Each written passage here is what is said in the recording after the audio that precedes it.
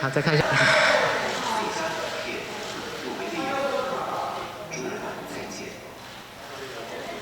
很开心，然后也很惊吓。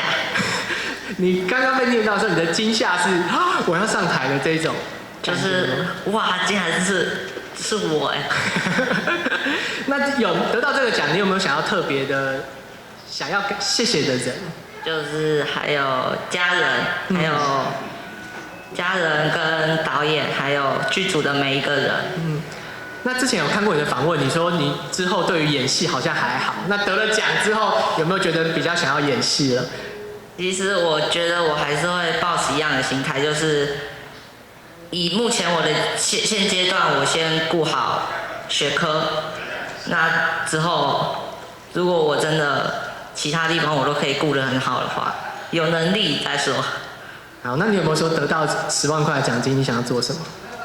我想要做什么？其实这个我还没有想过。太好了，非常的恭喜你哦，谢谢英。